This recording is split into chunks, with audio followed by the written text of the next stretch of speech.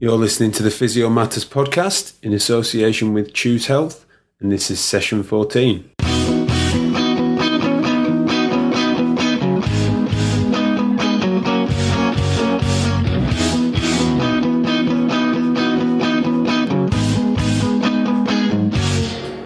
Welcome back to the Physio Matters Podcast and to our second broadcast of 2015. Session 13 went down a storm, much to their amazement, but certainly not mine. You all seem to like my little podcast team, so many thanks for the feedback and of course to Rich, Paul, Charlotte and Danny for their work behind the scenes and for finally getting behind the microphones. On that note, I'd like to officially announce that we have a new member of the podcast team to, amongst other things, alleviate Danny from some duties as he tries to find himself whilst travelling the Far East. Our newbie is Rob Tyre, known on Twitter as @CombatSportsPhys, who is a fellow MSc physio and longtime friend of the podcast based up in Newcastle. More about Rob and our plans at the end of the show, but for today's featured interview, we have a physio who is, in my opinion, a shining example of what can be achieved with the right determination, inspiration, and above all else, desire to change healthcare practice for the benefit of patients and therefore society. The man in question is Ben Smith, a physio in Derby, who recently updated a systematic review entitled An Update of Stabilisation Exercises for Low Back Pain, a systematic review with meta-analysis. It calls into question some long-held beliefs surrounding the treatment of low back pain. Hang around at the end for a sneaky insight into what episodes we've got to come in 2015, as well as even more opportunities to get more from your podcast-based learning. But first, here's Ben's take on core stability. Thanks for coming on the show, Ben. Would you like to introduce yourself for the listeners? Yeah, hi Jack, thanks. I'm a physio based at Derby at London Road Community Hospital. I've been qualified 7 years and specialising in MSc physio since. A few years ago, looking for a challenge, I started a part-time Masters at Nottingham University, which I finished last year. Prior to physiotherapy, I've got a maths degree, so I was always a bit geeky with regards to numbers, and I was using this and the Masters at Nottingham as a springboard to try and get involved in research. My motivation really comes from trying to bridge the gap between clinical and research aspects of physio. I suppose I should point out my bias really is long-term self-management rather than kind of short-term fixes from a physiotherapy point of view. What makes that your bias then? I mean, I can only agree with you there, but why do you present that as if it's a bias? I think it's the best form of treatment in the long run for patients. I think if you can empower them to deal with their problem and not focus on coming back to physiotherapy for their short-term fixes, I think they'll thank you for it in the long run. There's no shortage of patients. We don't need to see patients coming back time and time again to keep us in business. There's plenty of people out there that need our help, and by empowering patients themselves, then I think actually we can reach out to far more people. I completely agree. Sorry to interrupt you. I'm sure we'll come round to that because clearly for you to share that opinion, as many of our podcast guests have, shows us that there is another side out there. So please carry on. Thanks. Well, I've currently been involved in a few bits of research. The thing we're talking about today is my third publication. I've got a few things coming out hopefully in the next few weeks, few months. And also my main sort of motivation this year is I'm working towards a PhD application on patellofemoral pain. Fantastic. So it's not just core stability then? Nope. There's a few other bits in the pipeline. Looking forward to that. But tell me a little bit about your story so far then. You mentioned the previous degree, but how has it come to this point really? Well, during the Masters we had to write lots of essays. One of the essays we were given quite a broad scope. The title, if I remember, was to evaluate the research with any aspect of musculoskeletal physiotherapy. At the time, the majority of my patient caseload was patients with lower back pain. Mm-hmm. And I was aware of the popularity of core stability, picking up random bits of research here and there. I was mildly sceptical of it, so I thought I would use the opportunity to investigate the research a little bit further. One of my motivations really, I suppose, was the 2008 review that I've now since updated, done by Stephen May and Ros Johnson. The piece of work they produced was a really good, high quality bit of research. Yet it seemed to not really make any impact on the clinical front line. So I guess a bit of frustration from that point of view led me to look at it a bit further. I ended up essentially writing what I suppose could be called a narrative review on core stability, and really my analysis didn't look too favourably on core stability as a treatment for lower back pain. And I thought this was an interesting piece of work, and I thought I would try and get it out there for physios to read. It sort of seemed to not fit with what seemed to be the conventional treatment for lower back pain. Now, at the time, Chris Littlewood was at Derby doing his self-study, and I approached him to ask for a bit of help. Being the generous gentleman he is, he suggested that actually the best way forward might be to update the 2008 review. He very kindly agreed to work with me. We were lucky enough that Stephen May agreed to work with us, and this is where we are. Thankfully, also I managed to actually get a version of the narrative review on Adam Meakin's blog, so I did manage to get people out there reading it. And actually, since then, a version is now in the current journal of the Mackenzie Institute, being published this month. So I was quite pleased that I did manage to get that piece of work out there and actually get physios to read it. Fantastic, and we're going to discuss that in a little bit more detail later on. But before we dive into that study in particular, shall we try and clarify what's meant by stabilisation exercises, both in terms of your research, but also what's widely known and used in physiotherapy?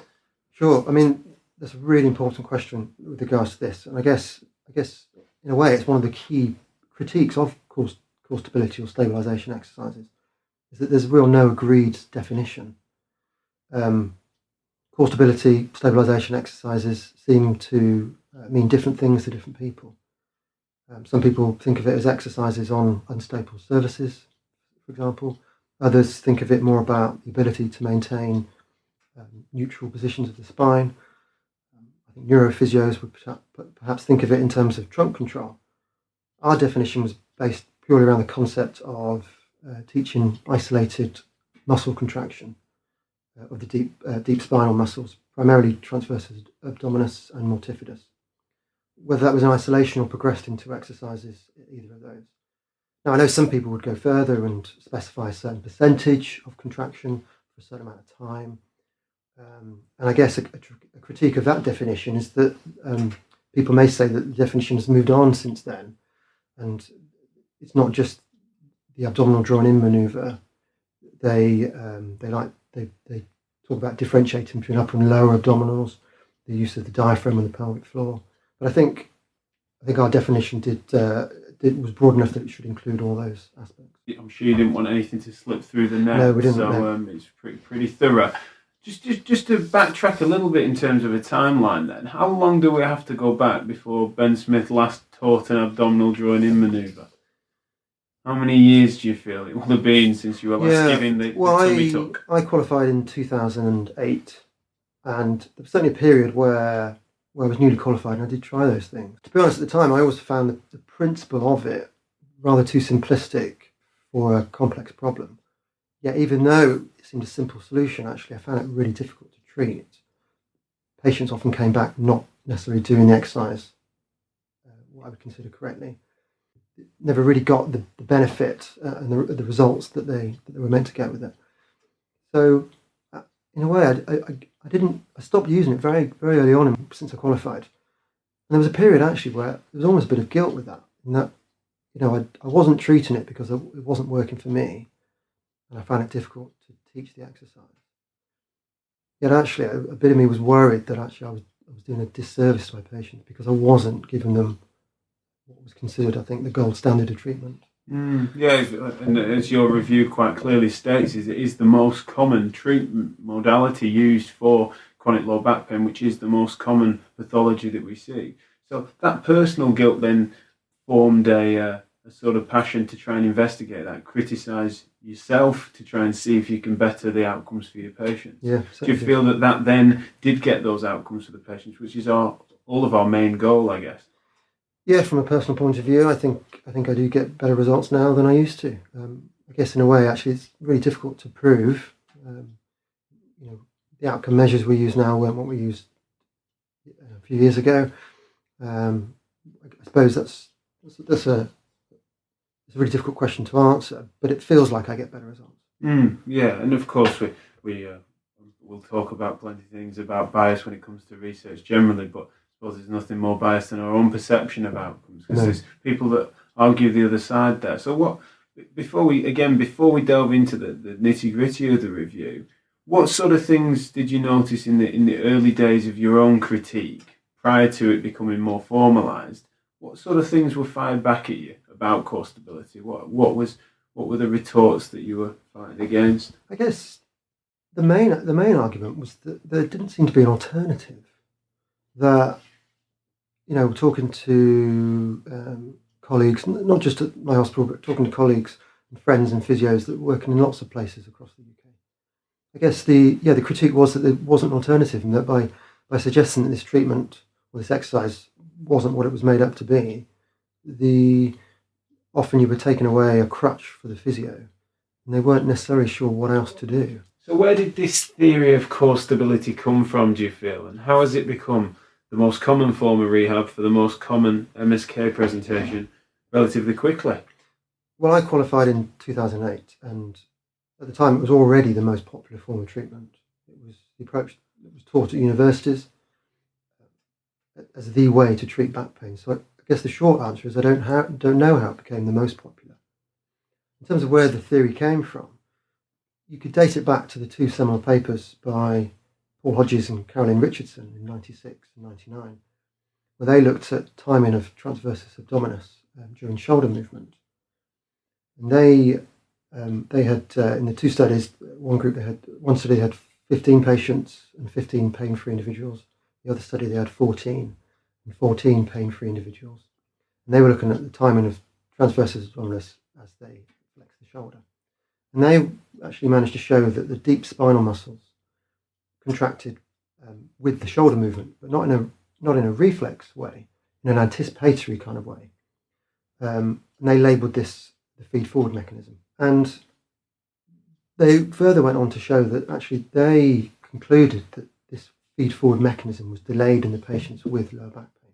And I guess thinking of that directly, in terms of the way that they then went on to suggest that actually that could be a cause of someone's back pain, is quite an old-fashioned way of thinking. That's a model of causation that could be dated back to 1965, first described by Bradford Hill, where you would describe a normal definition, and anything observed outside that normal would be described as abnormal and potentially lead to dysfunction and disease. It was a bit of a leap of faith in a lot of ways, wasn't it? The fact that they might have found what are interesting findings on EMG at the abdominals, but then to then associate that as being the holy grail of back pain. Apparently that they wish that they'd never been misrepresented quite like that, but people have got carried away on a theme there quite extravagantly since then. They certainly have. And at the time our thinking on lower back pain and MSK in general was based primarily within the biomedical tissue pathology model of pain. And I think it gave us an answer for a complex problem that generally was difficult to treat with pretty poor outcomes. I think it also gave physios an objective marker, something they could look at, something they could find in a patient, something that the patient could fail at that would then ultimately become their exercise. And it's snowballed since then. Obviously our understanding of pain, particularly lower back pain, has developed greatly since then. We now know it's not so simple. We're a lot happier now at accepting we don't know what causes back pain. It's multifactorial, it's physical, it's lifestyle, it's biopsychosocial, yet somehow the treatment of core stability is stuck. We could say the only thing stable about it is its consistent presence.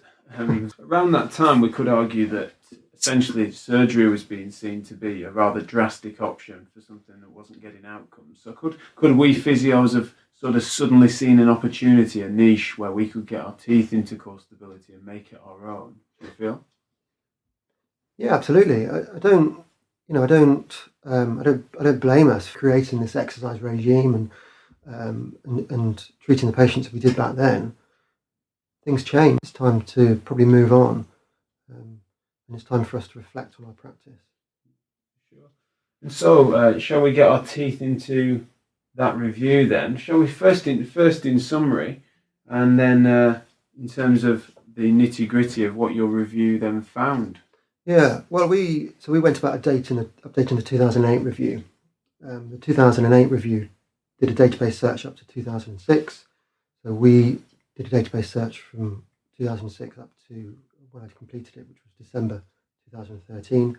We found a further 18 studies. So that meant we had a total of 29 studies to include in the review. We measured the methodological quality using the Pedro scale, which is a 10-item checklist. It asks questions like, are the subjects randomly allocated? Were the allocations concealed? Were the groups similar at baseline? Those sort of questions. Yeah. And it gives you a score based on the quality of the paper. Standard practice is to do a meta-analysis with studies scoring 6 or over. And so in the end, we had 22 studies that went through to the meta-analysis, comprising 2,258 patients.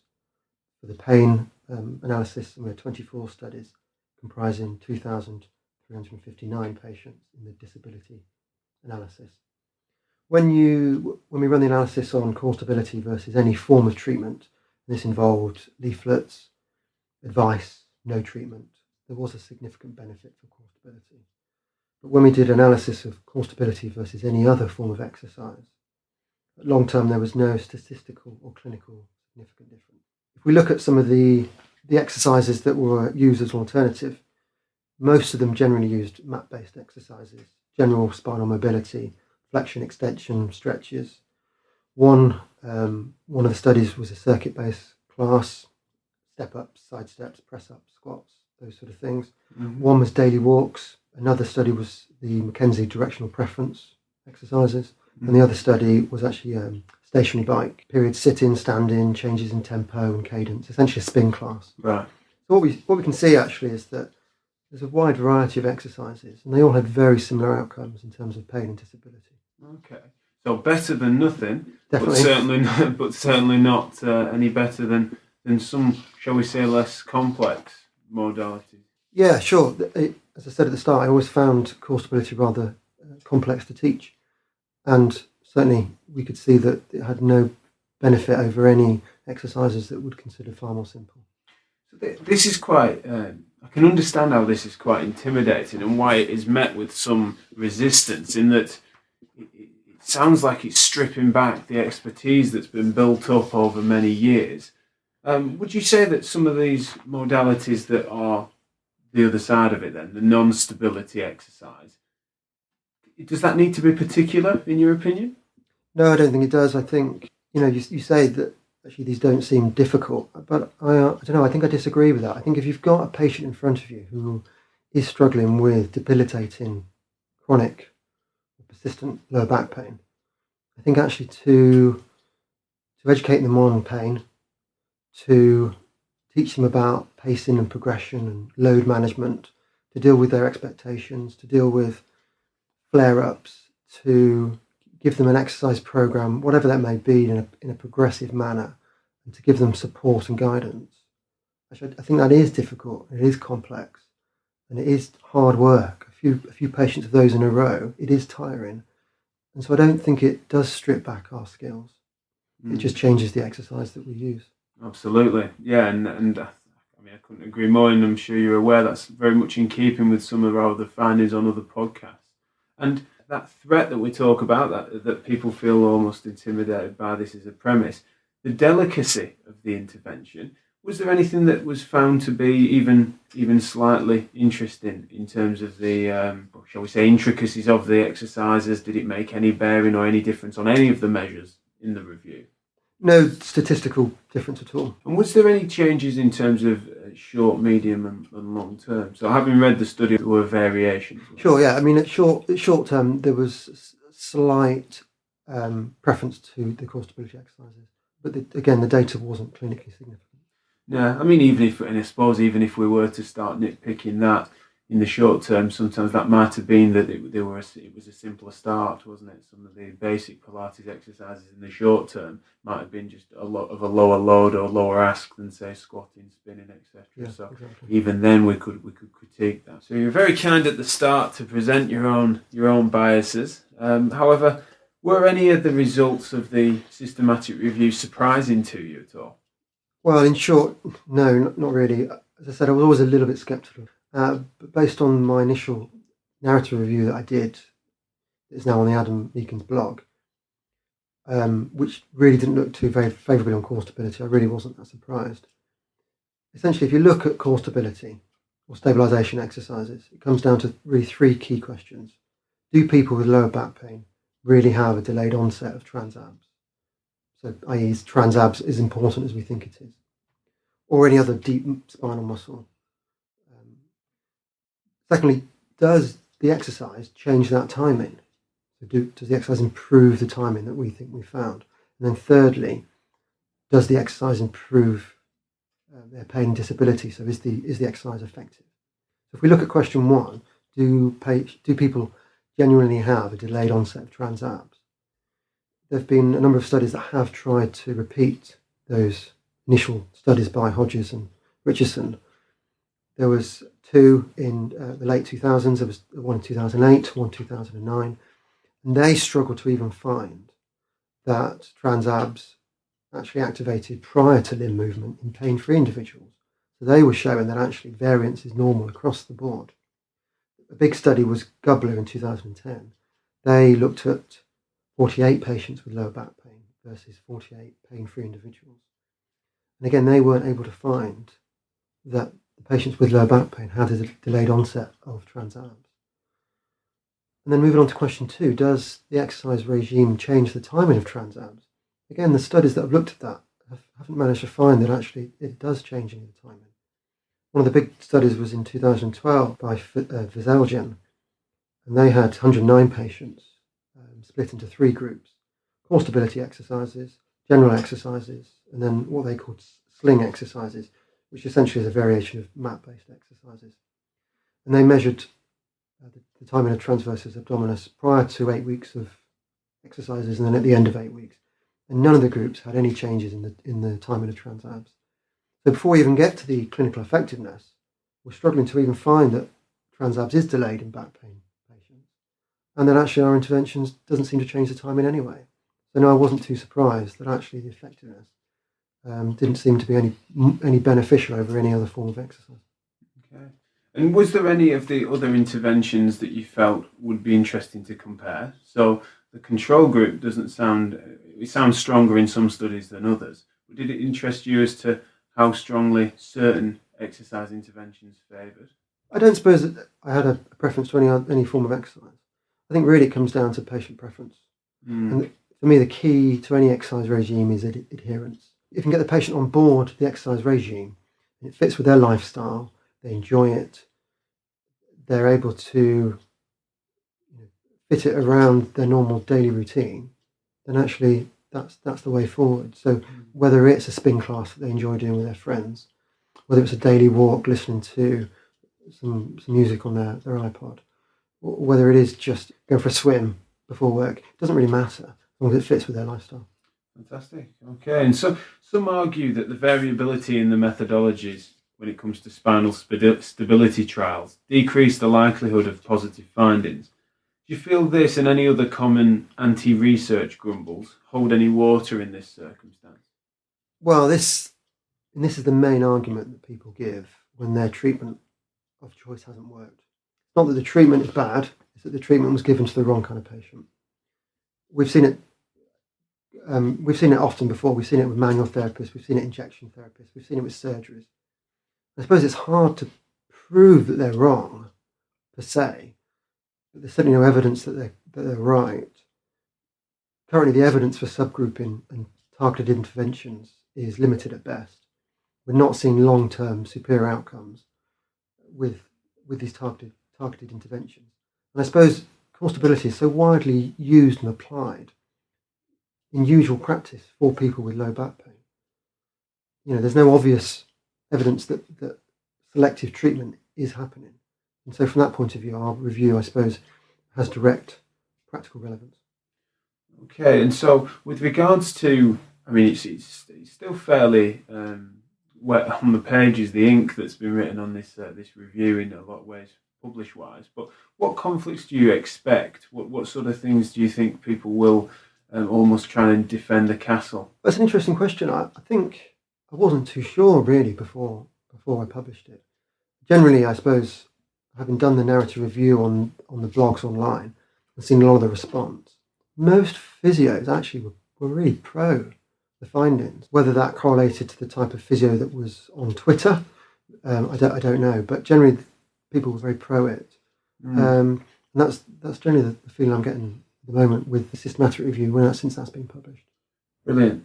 And so a lot has been said by the likes of Peter O'Sullivan and the Pain Ed group with regards to the potential iatrogenic effects of suggesting core instability or weakness. Do you feel that this review adds more nails to that coffin?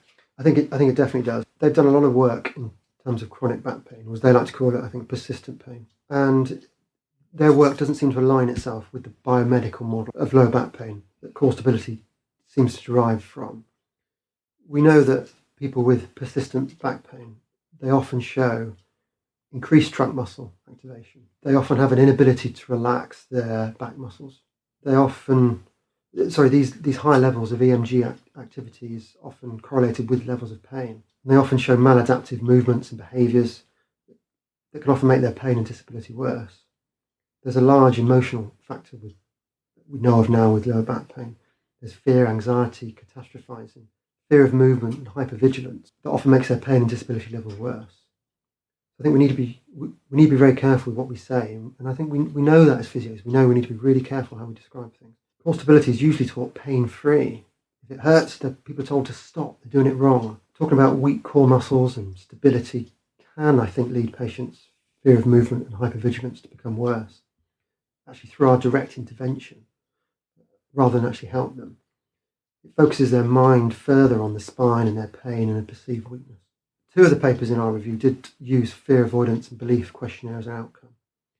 Results weren't statistical, but there was a trend of worse fear avoidance scores with core stability. So, if we know that general exercises works just as well as core stability, and that there's a risk that patients showing pain behaviours could be worse with core stability, why use it? One case study springs to mind is a patient I saw recently with lower back pain. They'd recently moved to the area and had been seeing physio at another city in another hospital. And he sat down and proceeded to tell me how weak his core muscles were and how much he needed to improve his stability. Now, further talking to him, I managed to gain from him that actually prior to seeing that physio, he was playing 5-a-side football once a week and going to the gym 2 or 3 times a week. He had back pain, but he was coping, and he was exercising. He was being healthy. Yet, since he'd seen that physio, his fear of his back and his instability became so much that he actually stopped exercising. Okay, you could argue that it wasn't the exercise per se, that it was the communication of that physio. Same exercise, better explained, may not have had the same results. But why use a complicated exercise with poor theoretical mechanisms for the background over a simple one? Yeah, I mean that's where it really does swing the balance, isn't it? Essentially, it is, if we consider those factors, worse than regular exercise for that reason. But also, you're not getting that heart healthy benefit. You're not getting the cardiovascular benefits. As challenging as some core stability exercises might be, it's not quite the same as a 30 minutes of getting the sweat off. No, exactly. All my patients, every exercise that I do, I try and make it so that they're out of breath for that period of time.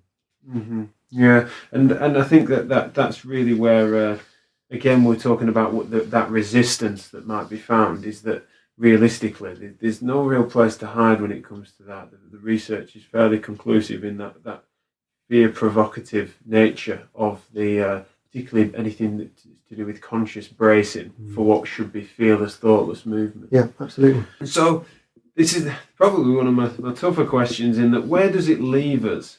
Is your next move, say, to close physio-led Pilates programs nationwide? Are we going to be pitchforks in the street? No, of course not. I mean, this evening my wife goes to a Pilates class. The key, as I said earlier, the key to any rehab is adherence. if the patient's preference for Pilates or core stability exercises, it fits with their lifestyle and they enjoy it, then great. I'm never going to tell somebody not to exercise. But equally, the bottom line is that our paper showed that it was no better than any other form of exercise. So I think we have a duty of care with our patients to tell them that they needn't get hung up about specific isolation of certain muscles, and that they would equally get as good results going for a walk in the park with some sound advice. I think as physios, we do need to be aware of patients, as we've discussed, that potentially that may have a negative effect on. Okay. And so when it comes to those the particulars, when it comes to Pilates or core stability classes, there's a whole industry that's been formed around it, and it's become quite entrenched in society, in sports, in fitness sector. So how might we enlighten the public to bring their beliefs in line with the science? Well, there is a big movement, I think, at the moment in the physio world away from core stability. As I said about the positive feedback I'm getting from the stuff I've done, we've got the Peter O'Sullivan and the Pain Ed group. They've done a lot of work in it. There are some great blogs online critiquing core stability that any physio can go and read. They don't need a subscription to a journal. There's Greg Lehman's blog, Mark Gibson's, Liam Swain's. There's a lot of work out there that physios want to reflect on their practice. They can go and read. I think that's one of the reasons why I'm here. I think I'm trying to promote the findings of our review. Through promotion via Twitter, we've managed to get over 17,000 people read the journal. I was in the latest edition of Frontline. And my main aim for doing this is to try and get physios to get this article into their in-service training programs and their journal clubs, and encourage physios to continue to reflect on their practice. One of the key points to your question is, how can we enlighten people? I think one of the problems is that it's really difficult to do when, as a profession, we can't necessarily agree on things.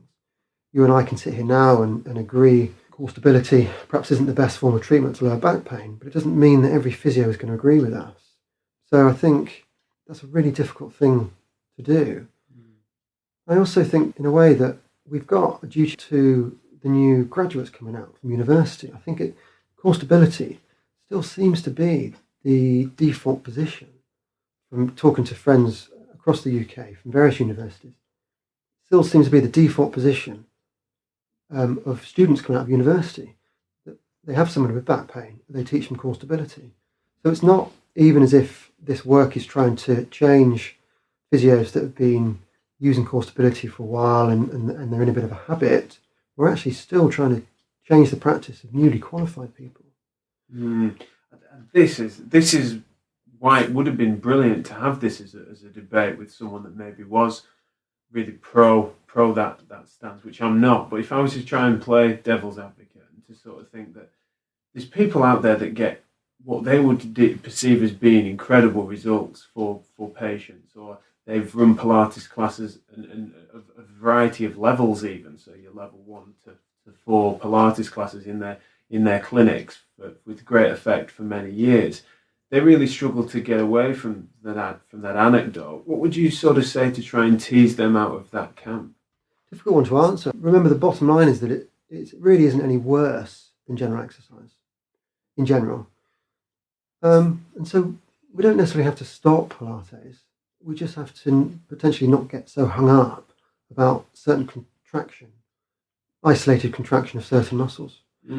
But I guess in a way, it'd be good to maybe challenge a physio for over a period of time, for a week, for example, try and not give a core stability exercise. Try and think of a different exercise. Yeah. Try and think of a different way to engage that patient in a form of exercise for their back without necessarily contracting their transverse.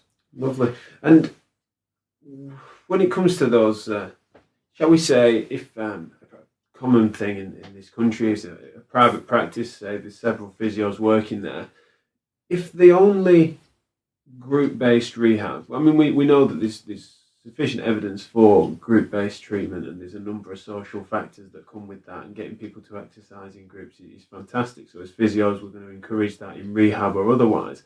But is it a bit of a shame that often the only class that is offered, the only group rehab that's offered, is core stability based, is quite particular, rather than you don't see really private practice offering walking groups. You don't see them offering general, more varied fitness classes. Is that fair for me to say? Yeah, I think it's a real shame. There's no reason why they couldn't do a spin class, or as you say, a walking group. But I suppose, if you ignore the isolated contraction, Pilates is, I suppose, a fairly good form of exercise. Okay, they're not getting the heart rate up, but they're still, if you break down the movements, it is the social element, it's group exercise, and they're doing very nice, large range of movement, fluid, dynamic movements of their spine in conjunction with upper and lower limbs. So in a way, it is a good form of exercise. I just encourage people not to get hung up about the isolated contraction. So good, we're not getting the pitchforks out then, so we're in agreement there. No, that's fantastic. And so to finish off then, Ben, have you got any thank yous or plugs that you'd like to give?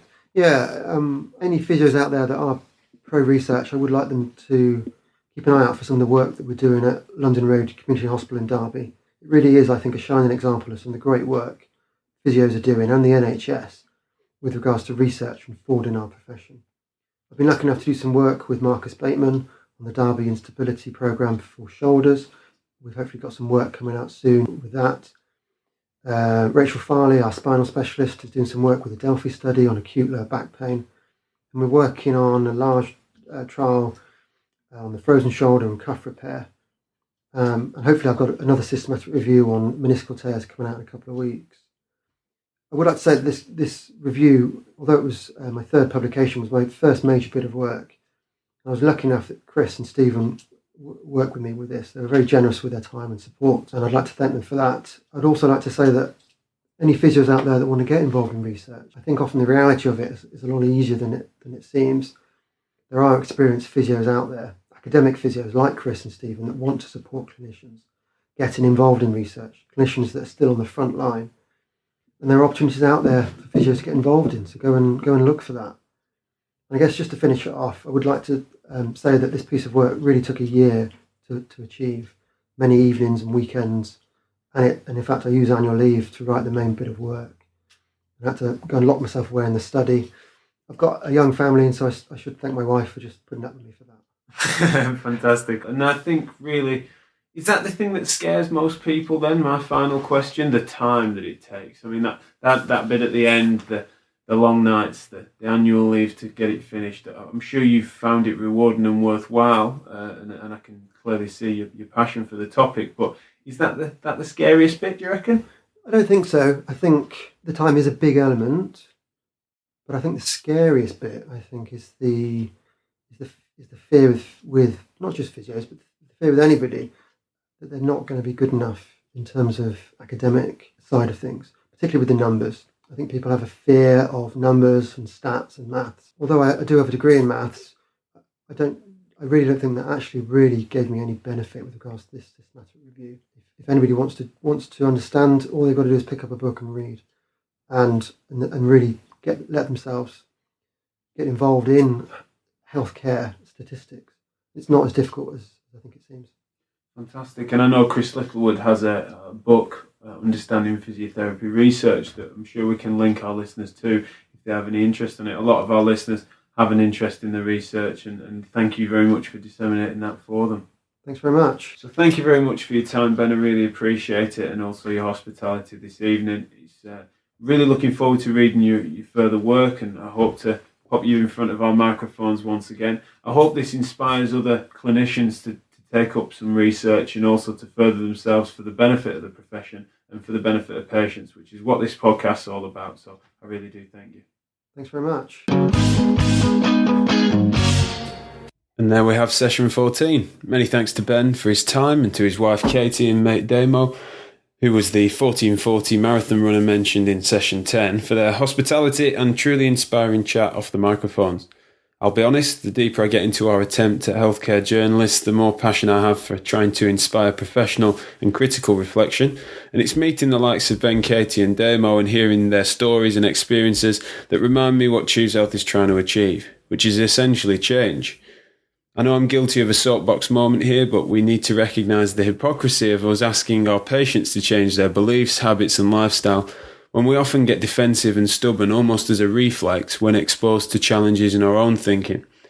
If you happen to be a long-time listener, you've had some incredible speakers explain much better than I can why this is important. So I know I'm preaching to the converted, but I also know that you'll be listening to the likes of Ben and will hopefully develop an urge to shove earphones into your colleagues' ears or play such messages into rooms full of tummy tuckers. So please do it. Play us as an in-service training. Tell your students about this new age of CPD and let us know how you get on. As Ben mentioned, his work was featured in a recent issue of CSP's Frontline magazine, which is of course great news. Unfortunately, his review was slightly misrepresented in that the trials which included core stability rehab alongside other modalities were included in the analysis, not only core stability as a standalone intervention. So before you write in, please cross the "it's an adjunct" excuse off your list if you don't mind. Our enthusiastic new kid on the block, Rob Tyre, has set up a Facebook page for the podcast team to use for promotion, discussion and sharing. Check it out, give it a like, and push it out to those who you think will like it, and of course those that you think won't. Find me on Twitter at choose_health, and the podcast team at TPM Podcast. Today's podcast guest, Ben Smith, is also on there at Ben ED Smith. As for the promised insights for future episodes, I talked to two big names from Brighton about running, and something that I never thought I'd find myself doing, I talked to a golf-loving southerner about feet. But enough from me, here's your favourite part. You've been listening to the Physio Matters podcast, discussing Physio Matters because Physio Matters.